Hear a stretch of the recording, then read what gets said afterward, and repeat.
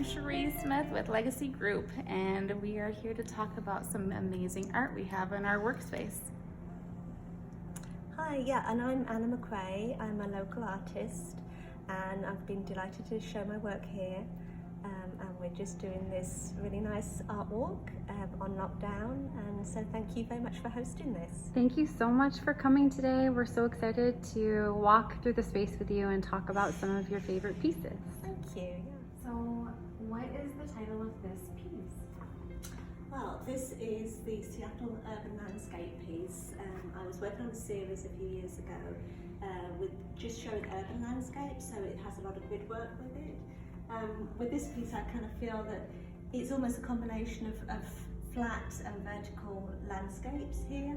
You can see the grid work of a potential city, and I started adding features of Seattle as well. So up here we have the Columbia City building here, and as we move around, this is the stadiums with the open rooftop here, and just moving around here, that's one of the cranes down by the dock area, and then this is the pier, and then really it's the city landscape exactly. They can explore it themselves and find different places that they can relate to, because I don't want to make it overly obvious what each piece is. Yeah, let it tell its story. Exactly. I love that. Yeah. Very nice. Thank you.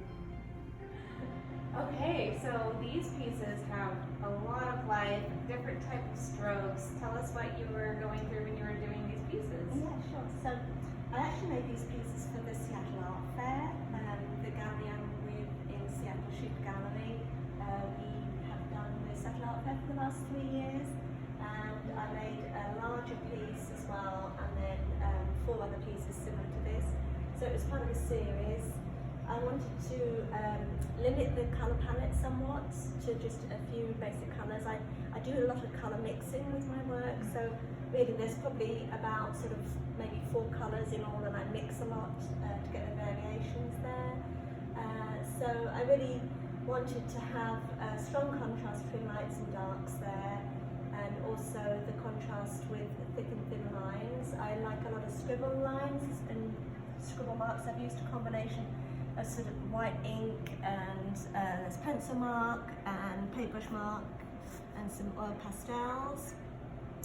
And also I like to embed other materials in my surface. I like a lot of surface work, and so this was actually ripped up canvas from a piece that I decided wasn't working for me anymore, so I ripped that off and embedded that in, and then I've put some staples along the bottom as well, which just gives it a really kind of raw edge, which I like. So those are kind of the elements that I was working with on this. All the while I just like added texture and surface and marks, so that's the kind of things that I'm interested in doing.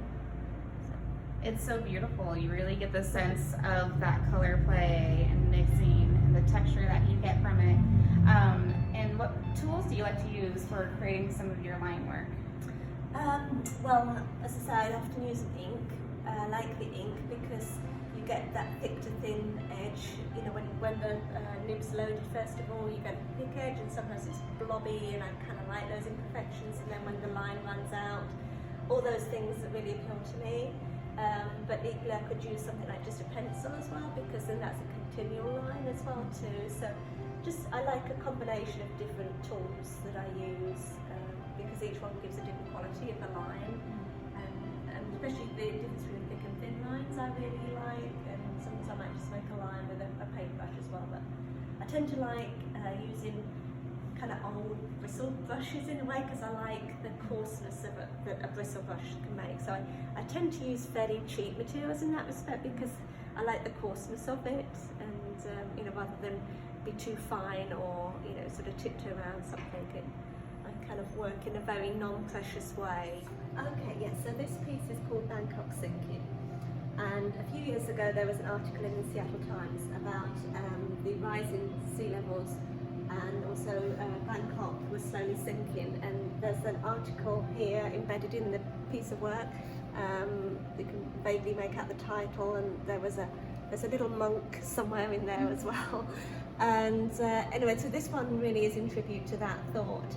And so the colour palette I've used, you know, obviously the blue for water and kind of swirling water, and then the saffron colour for the monk's movement in this piece. I feel as we move closer, there is so much texture in all of your work. It's stunning. It's hard not to touch it. I know that's a no. We're not supposed to touch it, but I want to.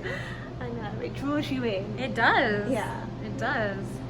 Once I often feel with my pieces, I like to almost look at small detail areas, almost like a viewfinder, and look around, because you can just explore so much in the surface, different mark contrasts, colour combinations, and so on.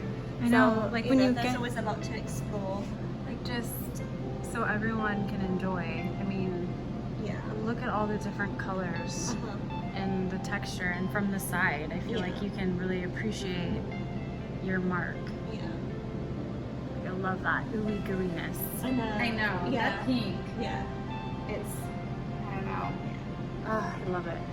as well, it's such a loose mark as well. You know, I like to make sure that I don't overwork things, and to be able to be quite spontaneous with how I put the paint down, so you know, it flows quite naturally like that.